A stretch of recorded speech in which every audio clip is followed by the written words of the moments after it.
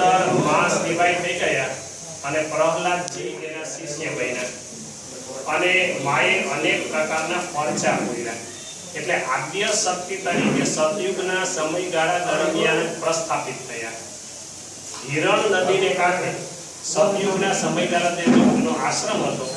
પરંપરાગત રીતે ત્યાં મંદિર બનતા રહ્યા. સમયે સમયે એમાં ફેરફાર થતો ગયો અને વર્તમાન સમયમાં આશરે 10 કરોડના ખર્ચે પરિસર બની રહ્યું છે. માં શ્રીબાઈ ધામ તરીકે એ પ્રખ્યાત થશે તાલાળા ગીરમાં. 118 ફૂટ લાંબુ, 72 ફૂટ પહોળું અને 63 ફૂટની ઊંચાઈ વાળું આ મંદિર બનશે. રાજસ્થાનના લાલ પથ્થરમાંથી આ મંદિર બનશે. અત્યારે આપણે જેના માટે ભેગા થયા છીએ શ્રીબાઈ જ્યોતિ રથયાત્રા. એ શ્રીબાઈ જ્યોતિ રથયાત્રાનો કાર્યક્રમ છે મિત્રો. એના અમારા મુખ્ય સારથી ગોકળભાઈ વાલજીભાઈ ટાંક છે. 18 મહિના સુધી સૌરાષ્ટ્રમાં જિલ્લા મથકે, તાલુકા મથકે અને ગ્રામ્ય લેવલે રથયાત્રા ફરશે.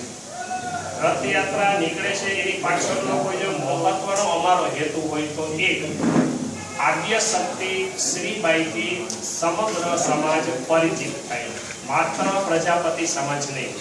બીજું, મંદિર નિર્માણ માટે જે કામ કરીએ છીએ એમાં શ્રેષ્ઠીઓ તો દાન આપશે, સવાલ નથી, પણ સાથે સાથે પ્રજાપતિ સમાજનો દરેક વ્યક્તિ એમાં દાન આપે અને એમ કહી શકે કે આ મંદિર આપણું છે. એટલા માટે આ રથયાત્રા છે એ ગામે ગામ ફરશે.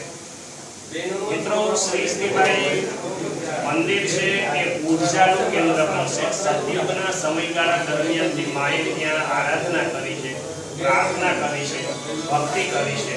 એટલે ઉર્જા અને શક્તિ માટે જે આપણે વાત કરીએ છીએ એ શ્રેષ્ઠ કેન્દ્ર બનશે, સંસ્કારનું કેન્દ્ર બનશે, આધ્યાત્મિક કેન્દ્ર બનશે. માત્ર પ્રજાપતિ સમાજ માટે નહીં પણ સમગ્ર સમાજને જાણ થાય કે પ્રજાપતિ સમાજમાં સતયુગના સમયગાળા દરમિયાન માં શ્રીબાઈ માતાજી થઈ ગયા એટલે એનો પ્રચાર અને પ્રસાર થાય. એટલા માટે રથયાત્રાનું આયોજન છે. શ્રી દેવજીભાઈ હરિભાઈ જાદવ અત્યારે વર્તમાન પ્રમુખ છે. શ્રી ગોકળભાઈ વાલજીભાઈ ટાંક રથયાત્રાના મુખ્ય સારથી છે. શ્રી નાનુભાઈ માવડિયા રથયાત્રાના માર્ગદર્શક.